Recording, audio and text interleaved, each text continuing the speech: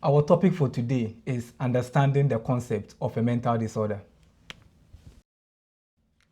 Now, since this is my first lecture video on YouTube, let me take a moment to introduce myself. My name is Etu Afo Akwa. I am a registered mental health nurse who originally trained in my home country, Ghana. I had my undergraduate training in Ghana and I did my postgraduate training in the United Kingdom.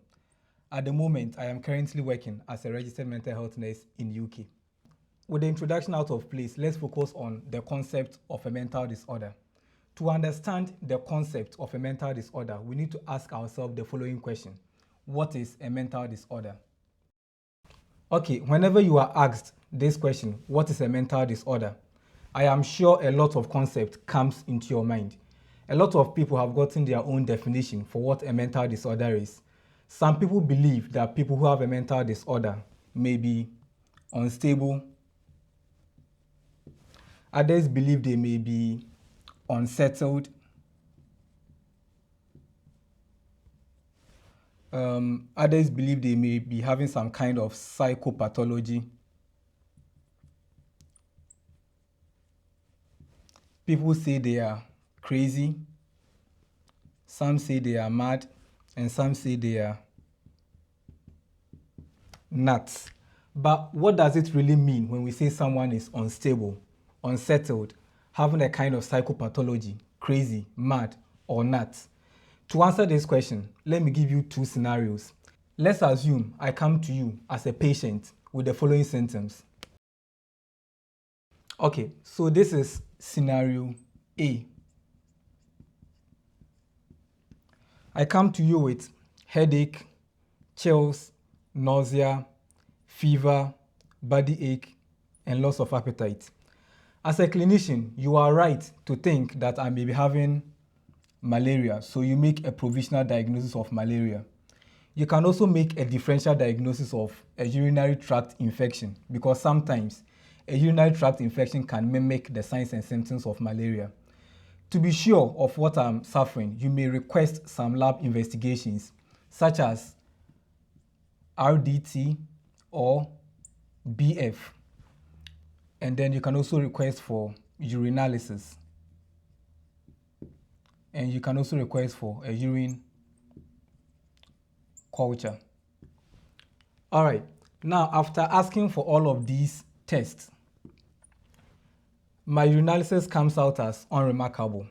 Urine culture comes out as unremarkable. However, my RDT or BF shows that I have Plasmodium parasite in my blood. Now, with this being positive, you can easily conclude that I am suffering from malaria because I gave you these symptoms. Now that BF is positive and you have confirmed that I'm having malaria, you can easily rule out UTI. Let me give you another scenario. Let's call it scenario B.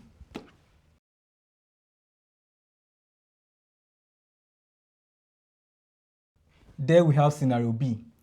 Let's assume I'm a patient and I come to you again with the following symptoms: low mood, poor feeding, poor sleep, loss of interest in hobbies, and social withdrawal. You may think I'm having depression, and you are not wrong to think that. And then let's assume all of these symptoms has persisted for at least 2 weeks to meet the diagnostic criteria for depression. In as much as you may be right in thinking that I'm having a diagnosis of depression, you may not necessarily be right because these symptoms may come up as a result of me losing a loved one, maybe a parent. So, the problem with diagnosing mental disorder or the problem with defining the concept of a mental disorder is that most of the symptoms of a mental disorder is actually symptoms that people present with depending on a number of circumstances. And for you to diagnose a mental disorder, you should be able to rule out all of these circumstances to be sure that these are not as a result of a normal stressor in life.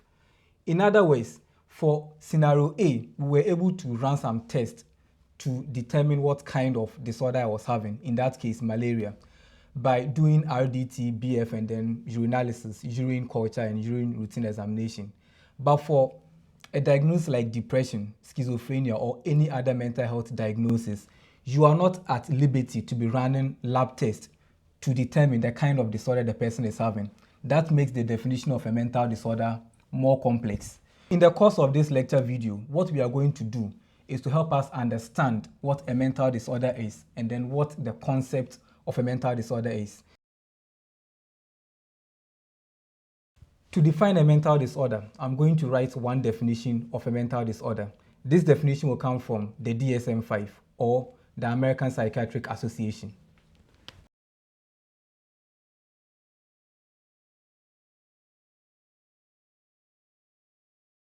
A mental disorder, according to the DSM-5, is a behavioral or psychological syndrome or pattern that occurs in an individual which reflects an underlying psychobiological dysfunction, the consequence of which are clinically significant distress or disability, must not be merely an expected response to common stresses and losses or a culturally sanctioned response to a particular event, and primarily a result of a social deviance or conflict with society.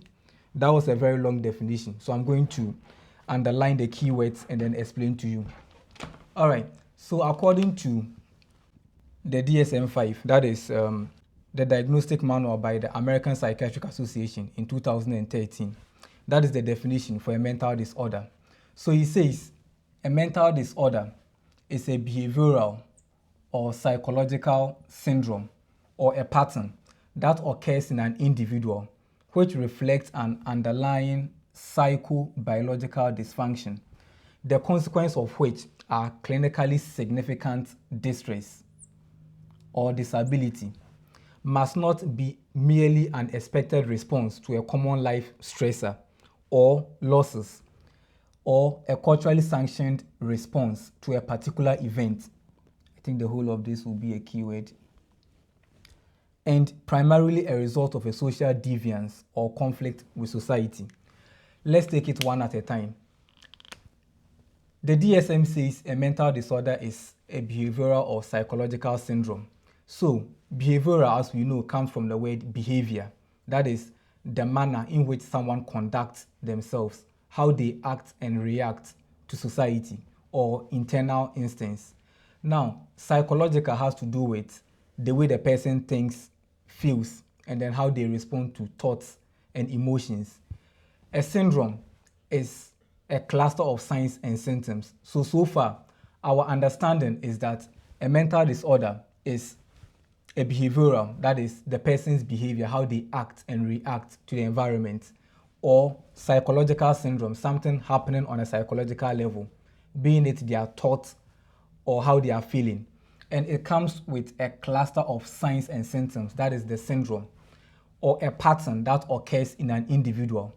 So all of these behavioral, psychological, syndrome, or a pattern that occurs in an individual all reflect an underlying psychobiological dysfunction. So psychobiological, again, we have the word psycho here, that is psychological, and then biological, so it could be a biologic response, or this behavioral or psychological syndrome could be the result of a biological dysfunction in the individual, and the consequence of which are clinically significant distress.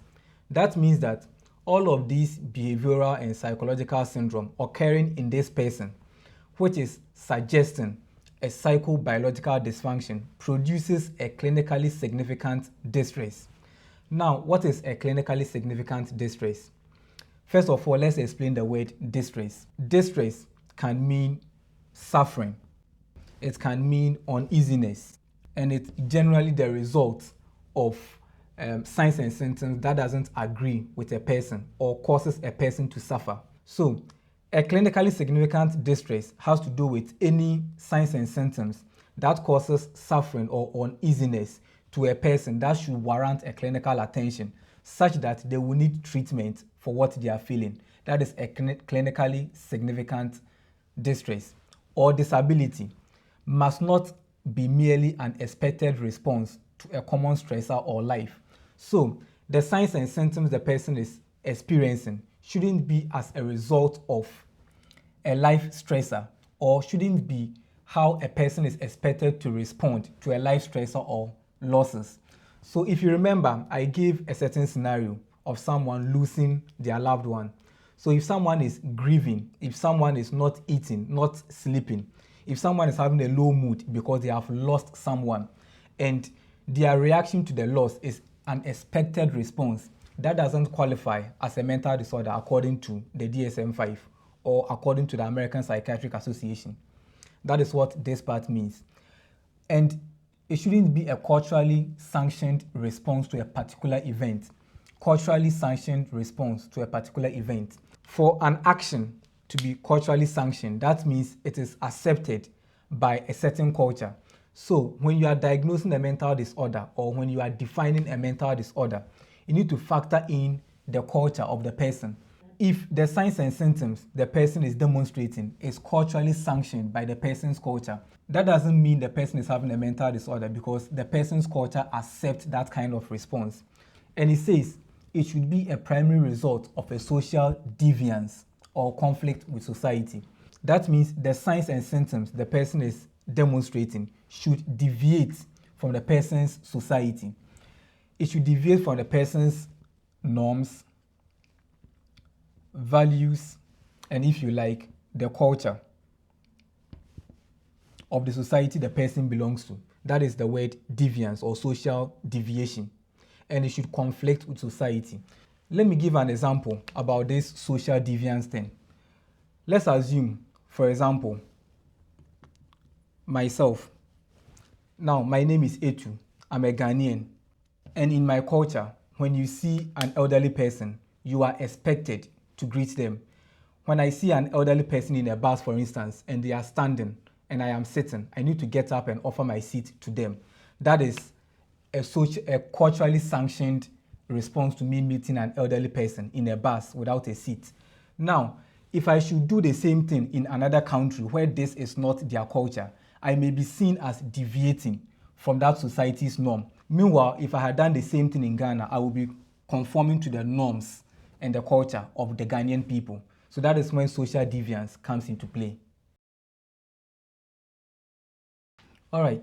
In as much as the definition of a mental disorder by the DSM was very extended, it also has its key limitations. I want you to understand that there is no single diagnosis of a mental disorder that is accepted worldwide.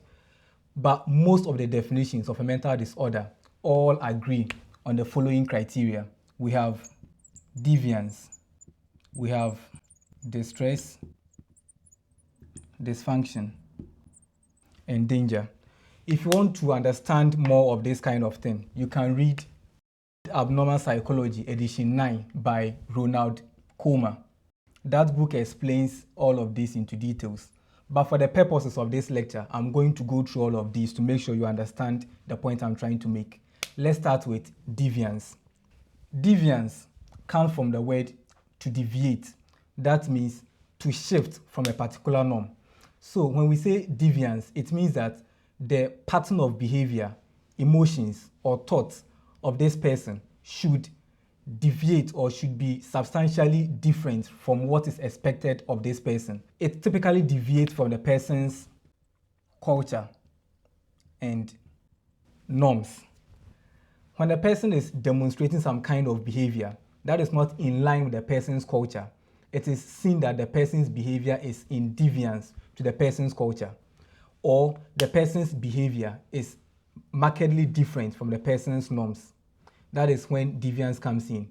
But when you're talking about deviance, you also need to factor into consideration the circumstances and then time. Let me give an example. If I am mourning a loved one and because of that I am demonstrating signs and symptoms of depression, I may qualify according to the diagnostic criteria of depression. I may qualify for a diagnosis of depression, but that in itself doesn't mean I am suffering from depression. What I'm having is an expected emotional response to the circumstances. That is me losing a loved one. So when we are talking about deviance, you factor in culture, norms, and then the circumstances. Now let's talk about time. Time has to do with timeline. Something that was normal, let's say 200 years ago, may not necessarily be normal today. For instance, in about 200 years ago, women were not expected to hold political leadership positions in society.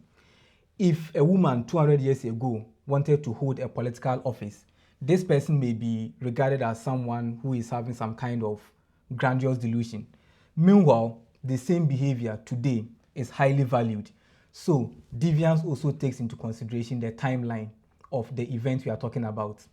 Now, let's talk about distress.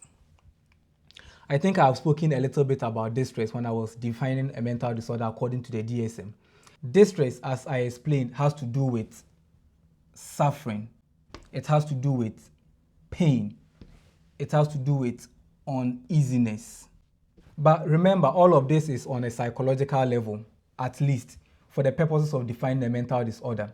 So when a person is having a distress, the signs and symptoms or the presentation of the person should cause some kind of suffering, some kind of pain, or some kind of uneasiness, or maybe overwhelming in a negative sense to the person.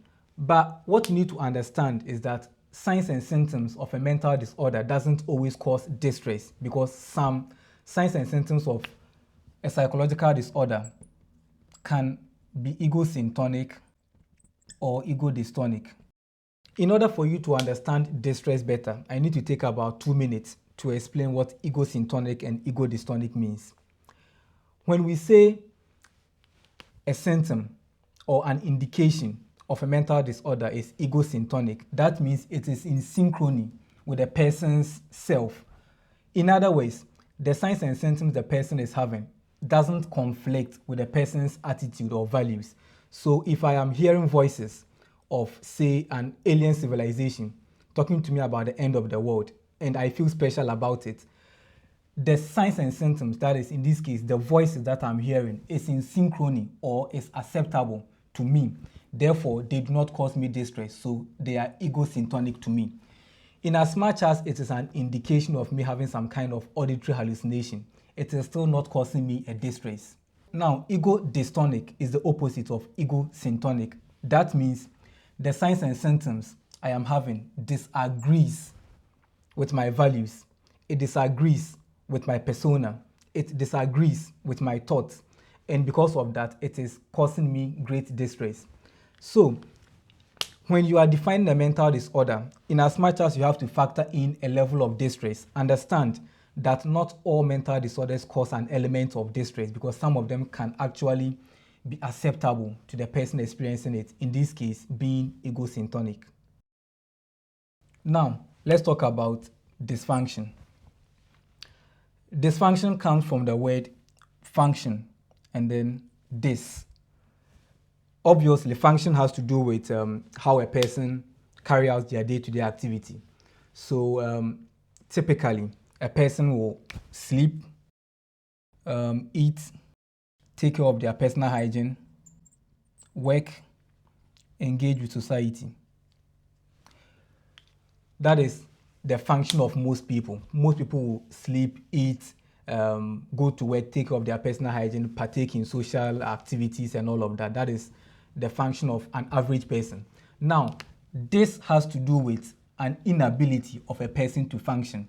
So dysfunction as a word has to do with conflict or disruption in the normal function of an individual. So when a person begins to have an indication of a mental disorder, they begin to have a dysfunction in their activities of daily living. In this case, their sleep may be disrupted, they may be under-eating or overeating, they may not be taking care of their personal hygiene, or they may be overly ritualistic with their personal hygiene. They may overwork or not even attend to work altogether. They may withdraw from society, or they may be overly engaged with society. That has to do with dysfunction. So when an individual is experiencing a dysfunction as a result of a mental disorder, or as a result of an indication of a mental disorder, they begin to have a disruption in their normal way of functioning. The last thing we are going to talk about is danger. Danger, of course, is self-explanatory. It means a person's behavior, a person's presentation carries an element of risk, either to themselves or to others.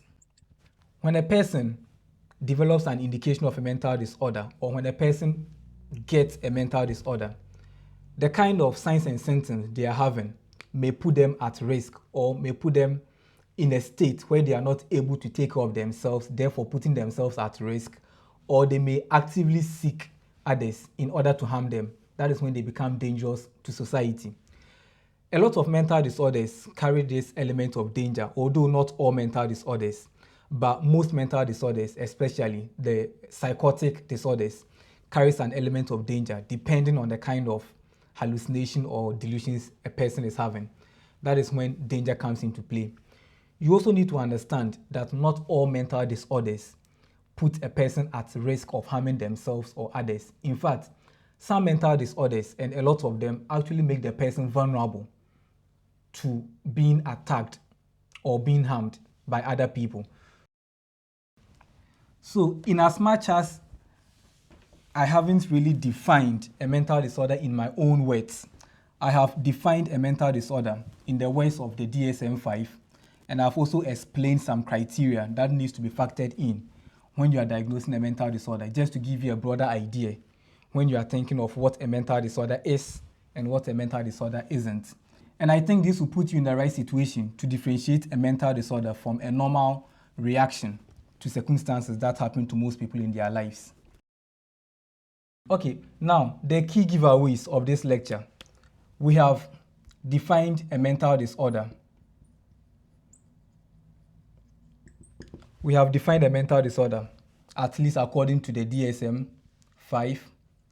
We have explained certain factors that you need to consider when you are defining a mental disorder, like a person's culture, their norms, and then timeline. We have also explained that certain responses may mimic the signs and symptoms of a mental disorder, and all of these have to be ruled out before a mental disorder is diagnosed. And we have also established why it is difficult to define a mental disorder, as opposed to how different it is to define a physical disorder. This brings us to the end of today's class. I hope I've been able to either convince you or confuse you about the concept of a mental disorder. If you have any questions, just comment below and I'm going to respond to it. This is Masterminds Nelson. Ladies and gentlemen, class has ended.